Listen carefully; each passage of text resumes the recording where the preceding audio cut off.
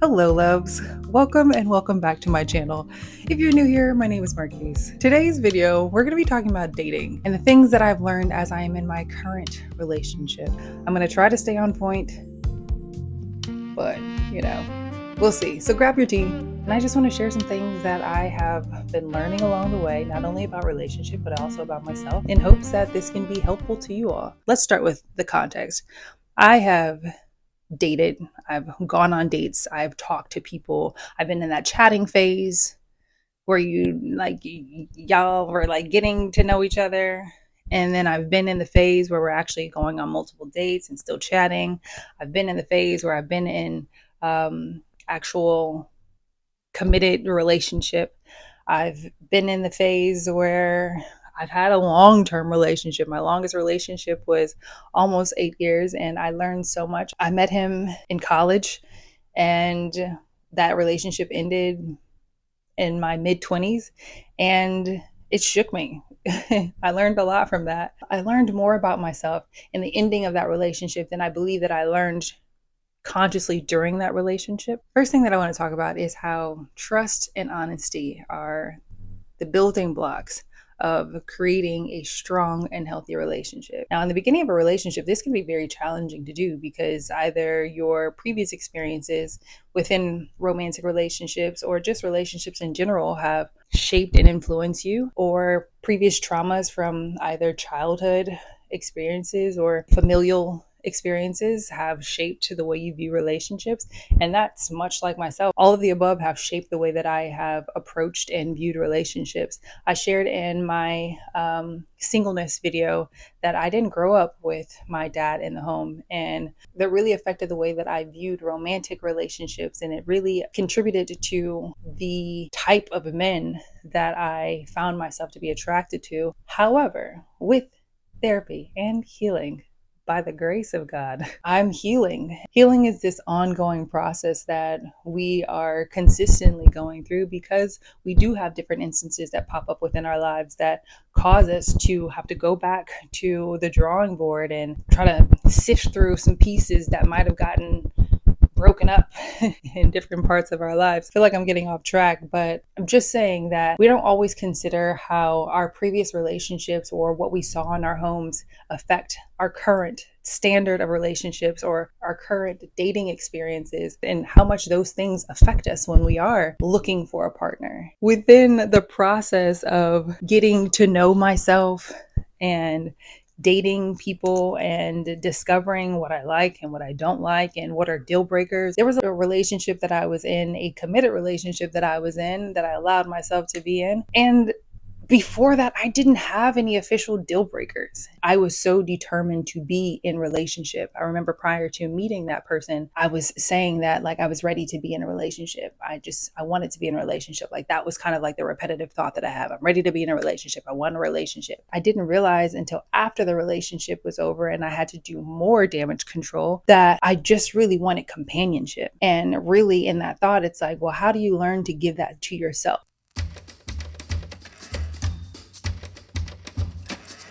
How do you learn to not allow romantic relationship to be the affirming part of you versus knowing how to affirm yourself so that you don't need this other person to be your affirmation? And because of that relationship, I was like, oh, baby, pump the brakes.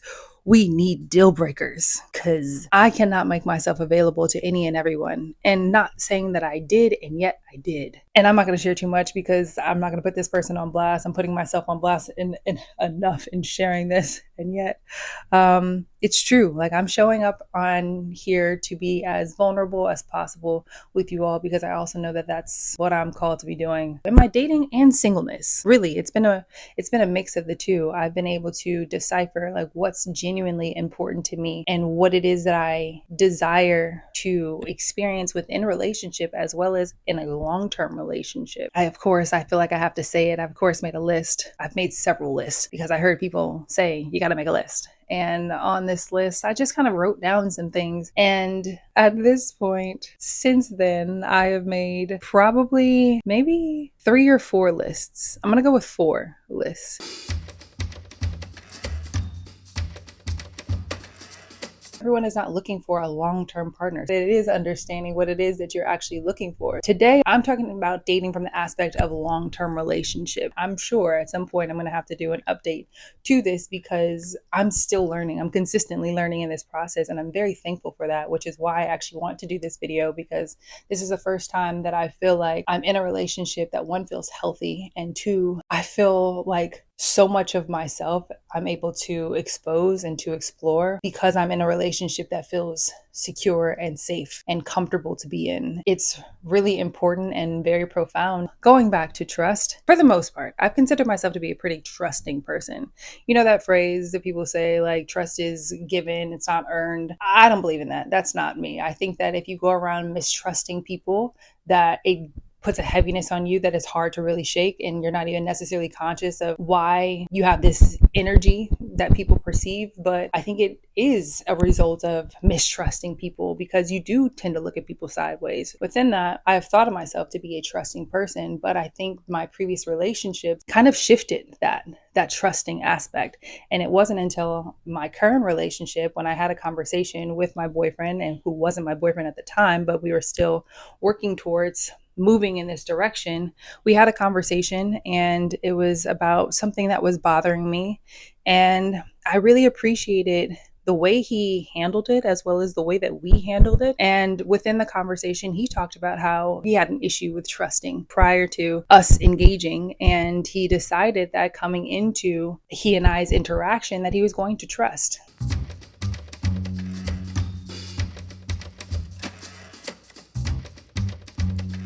I had to have an additional level of trust that I hadn't been comfortable with, or I hadn't implemented before in a romantic relationship outside of my long-term relationship. And even when I say outside of my long-term relationship, I don't think that there was this level of trust happening in that time. I was young. We were both young, and we were both trying to figure out what does it even mean to be in romantic relationship. Like, when you're young and discovering romance and yourself at the same time, there's so many questions that are either put on the back burner or being discovered in the moment. And whether you're comfortable enough or not to have these conversations is what makes the difference. And you do have to trust the person that you're hoping to have uncomfortable conversations with. And being able to have uncomfortable conversations is another important element to having a healthy foundation of a relationship. Things aren't going to come overnight. It comes with the communication. It comes with your willingness to be vulnerable within your relationship with your partner. It comes from honesty. It comes from sharing your boundaries. It comes from sharing your likes and dislikes. It comes from knowing your love languages. Do you know your love languages? Have you shared that with your partner? You can't expect them to know what it is that works for you and what doesn't. You can't expect them. And I don't mean like when you get into a relationship, actually share all the things that, like, oh, I want this, that, and the third, because there are some people that are manipulative and will do exactly what it is that you say that you want them to do, all because they want you to choose them. Not like that. Keeping it vague enough but specific enough, and to see how it is that they naturally show up within that, and allow time to be time. I think people feel so rushed to create this thing that they don't allow time to be time. Collect the data. That is what dating is for. We are collecting data. We are getting information.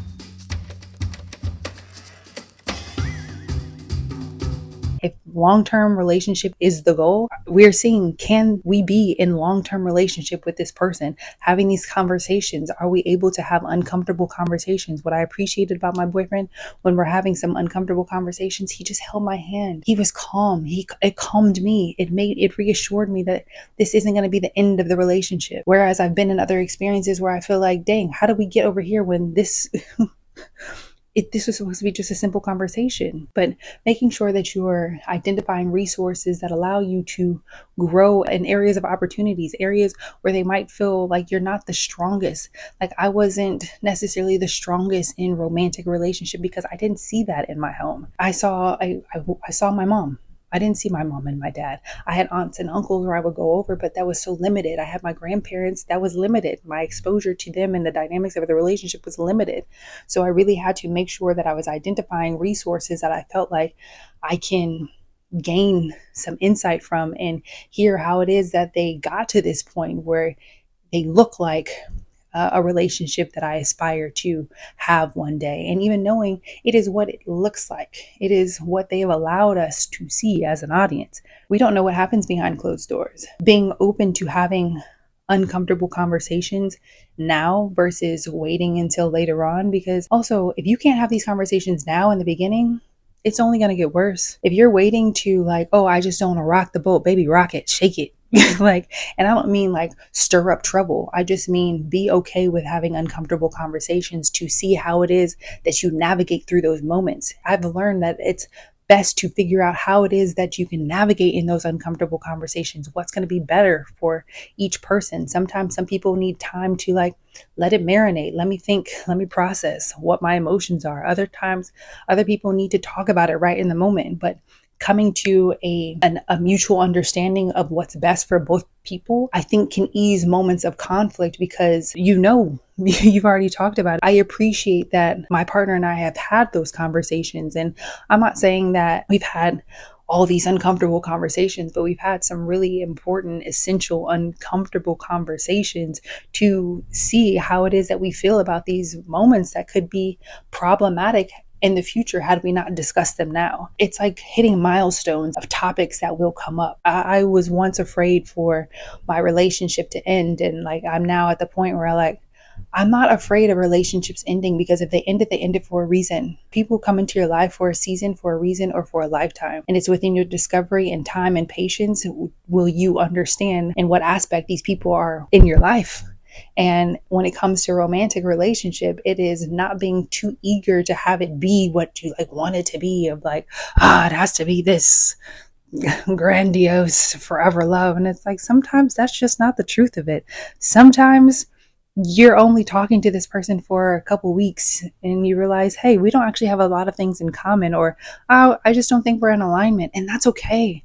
Like, letting it be okay. In my 20s, I was the person that would meet someone out and about, and let's say at an event or a bar or whatever, and we'd exchange numbers, we'd have a conversation, and I'd drive home and I'm like in the car talking to my imaginary kids, like, hey kids, well, this is how me and you and me and your father met, like as if I'm on the sitcom of How I Met Your Father. Like, no, this is, ma'am, off of just a conversation, off of just exchanging numbers.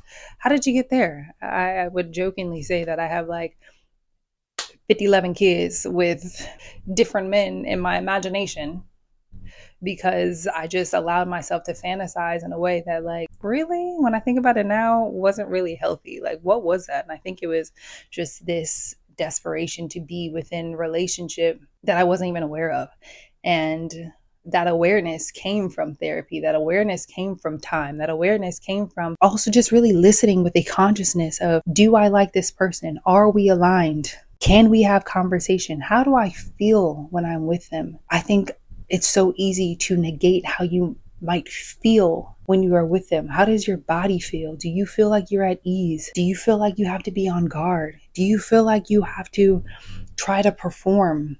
Can you be yourself around this person? If one of your friends or like a close friend or family member saw you with this person, would they recognize you? Or would they be like, I don't know who that is? Sorry to that man. This is the first romantic relationship I've been in where I feel like I can genuinely be myself, and I love it. I love this for me. I love it so much. Because it feels so expansive. It feels so available to growth and opportunity. And it's because of this relationship do I value being able to feel like myself within it. That reminds me of the importance and the necessity of that aspect within a relationship. It's easy to take on the ideas of other people and what's important to them, but like, does that actually really matter to you? And I remember religion being a topic of conversation for me that I didn't know if that was honestly important to me within dating. I grew up in church, went to Christian schools, but as I've matured and my relationship has grown closer with God, I now understand that that's really important to me. I need to be in a relationship where I can talk about God. I can talk to God. I can pray with my partner. That's so important to me because that's just a part of my life in general. And I cannot be in a relationship that I can't do that in. So that has been the discovery that has come along with dating and also getting to know myself. And I think we're now in a time where we believe that there aren't enough people for us to have our person. There's not enough conversation about the purpose of dating. There's this unfortunate back and forth between males and females of what do you bring to the table and what can you do for me? It's like, how do we get that? Well, how did we get there?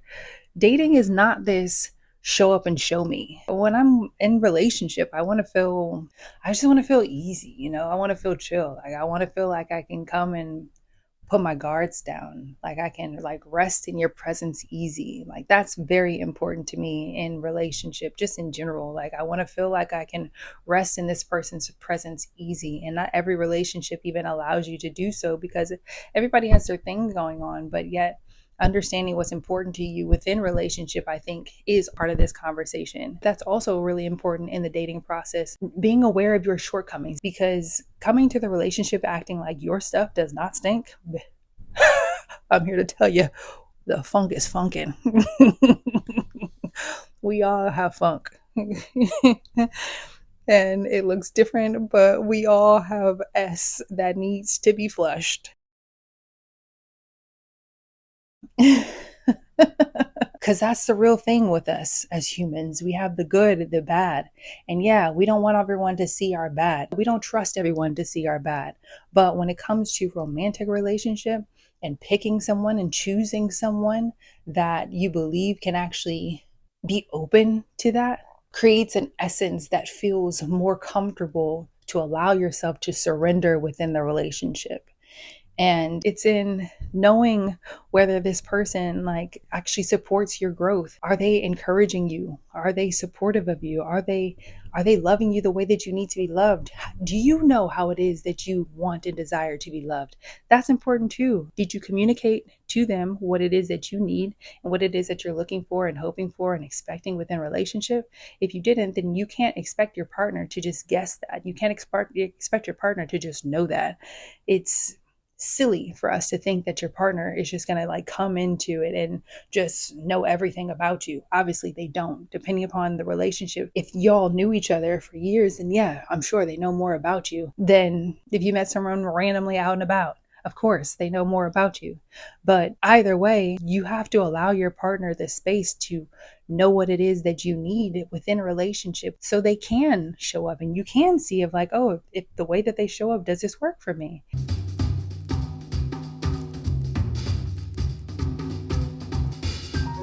There are plenty of people in this world. If I'm patient enough and I love on myself enough, I'll be more than fine. And at some point in time, that person who I'm supposed to meet, who I'm supposed to be in a relationship with, will come about. We can't be willing to settle for crumbs when we know that we deserve a whole pie. I also believe that for myself, it's important to pray and ask God to guide me, to lead me, to show me, and to close any doors that shouldn't be open to me, close them, shut them so tight that I can't get through, because God, your girl will pry it open. I will do what I need to do. And that's the thing about people. If like we really want something, we will do what we need to do in order to get the result in which we are hoping to get. Another part of dating that I'm understanding is that compromise, it looks different. We've heard people saying you have to compromise in relationship. Like this is not Burger King. You cannot have it your way. Like my grandmother used to have a sign in her house that said that. So I've just been waiting and wanting to use that. If this your relationship is not that. Like there are times where I want to have certain conversations that my partner just doesn't want to have. And I have to respect it. Like that's also about a boundary. Like he's setting the boundary of, hey, I don't want to have this conversation right now. Okay. And I could either push and try to push past that and then cause more issues because I can't be respectful of the boundary in which he's setting, or I can compromise and be like, okay, try to work to find a solution. Even he and I had this conversation how there was a time where I was working on something and he started to prepare dinner, and I was sitting in the living room and I was like, I felt torn because I wanted to continue to work on the things that I was working on.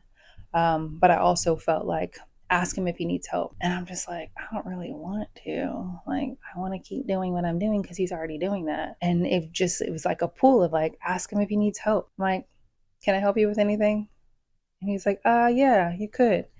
And I got up and helped. And I'm going to be real. There was a part of me that was like, dang it. Like, why do you have to say yes? I just wanted to finish. I don't even remember what I was working on. I don't even remember what I was working on because it wasn't that serious, because the work will be there. So I come into the kitchen and now I'm helping him, and I start like doing different tasks within the kitchen. And as I was doing it, I'm like, I started to have all these thoughts of the future of like, oh my gosh, if we're doing this in the future, how am I going to be able to get the things done that I want to get done? And how am I going to continue to be creatively focused and also provide for my family? And like, I went into a full spiral of like the future of what I wouldn't be able to accomplish. And this is all while I'm like now doing the dishes in the kitchen. and um and then by the time I was actually helping him prepare dinner, I calmed down. Like in the process of that whole thing, I calmed down and I eased into it. And I was like, oh, this is actually really good for me. This is good for us. And he just wanted me to be in the kitchen with him. That whole experience came from the compromise of me just being like, hey, you gotta, it wasn't a dispute we were having, but you gotta compromise in putting your work down and going to help your partner, and also be in relationship and be in relation with your partner in this relationship. And I became so accustomed to not having to compromise within my singleness that now that I'm in this relationship, it's really learning the aspects of compromising, because it's not just this direct thing of when you are in a dispute with someone, it also comes in the decisions that you make. An aspect of my words for the year is, how do I want to show up in this relationship? And it's not show up and perform, it is show up and be authentic.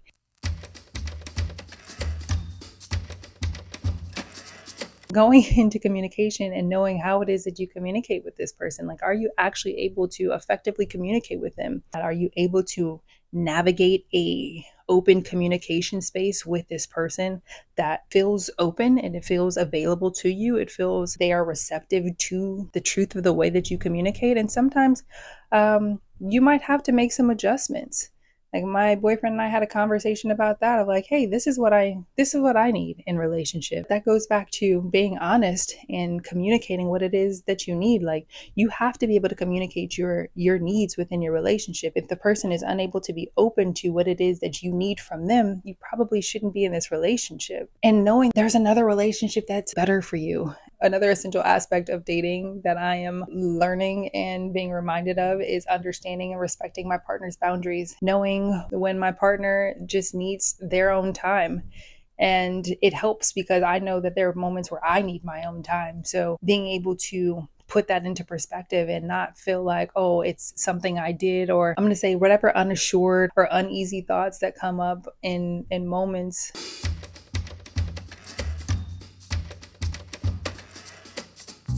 Being reminded that it's important to maintain your individuality within a relationship. It's really easy to want to spend all your time or a great amount of your time with this new person that you are engaging with, and you can't lose sight of yourself. And I think within wanting to spend so much time, it can be easy to lose sight of who you are, your likes and your dislikes, and finding the harmony within your relationships and making sure that you are still hanging out with your friends and still hanging out with family. And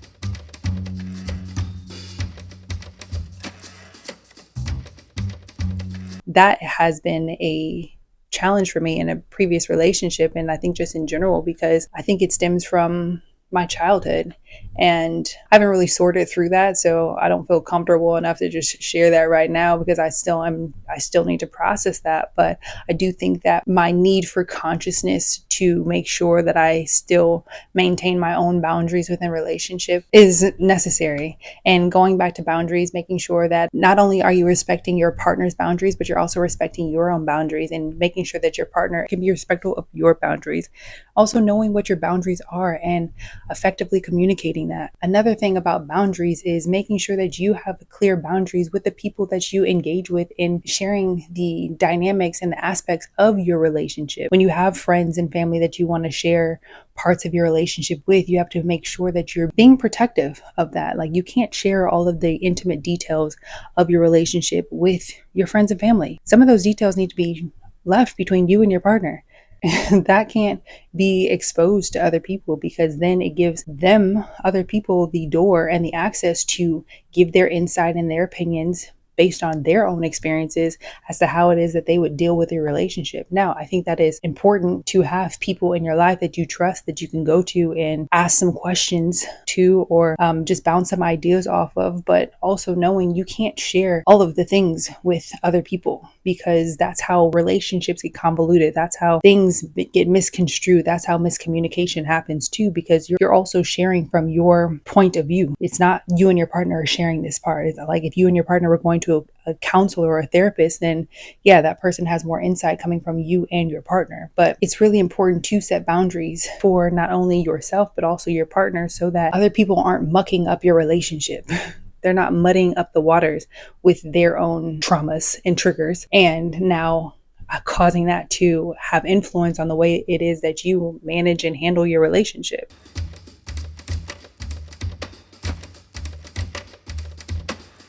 And the last thing that I want to talk about is patience, and making sure that you have patience not only with your partner, but also with your relationship. This person, you all are coming into each other's lives new in some cases. Unless you've had a previous experience, you guys are coming into each other's lives new. So you can't expect this person to, one, know everything it is that they need to know or you want them to know about you. That comes through communication, time, trust, honesty. And also it comes with patience. Patience in making and building this foundation that you and your partner are building. Patience with yourself, because as you continue to relate to your partner and engage in this relationship, you better believe things are going to come up. I remember a therapist telling me, like, yeah, you can grow a lot by yourself as far as your development is concerned, but you grow a lot more in relationship, because this person becomes a mirror for you. Begin to be exposed to things about yourself that you might not necessarily like, or things that still need healing, things that still need to be addressed within your personal dynamics.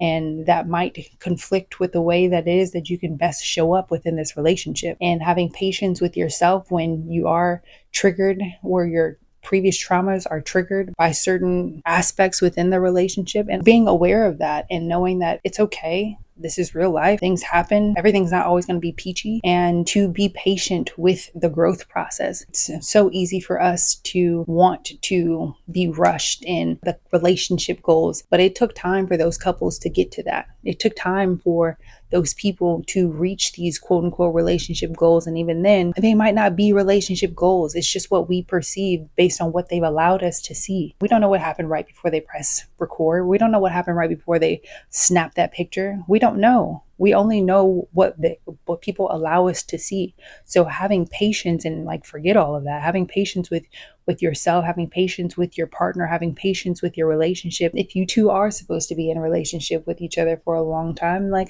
having the patience to allow it to bloom into that. It's okay if the relationship ends. Maybe this person came into your life to teach you something. Maybe this person came into your life to help you set boundaries. Maybe this person came into your life to help you create deal breakers. Like, there are so many reasons why people come into our lives, but beneficial to you to understand in what aspect are people supposed to be in our life. Is it for a season? Is it for a reason? Or is it for a lifetime? Having patience and knowing that your relationship, that you two are building something. And if you're talking about having a long-term relationship, knowing that Rome was not built in a day. It was brick by brick. It was time and planning. It was excavation.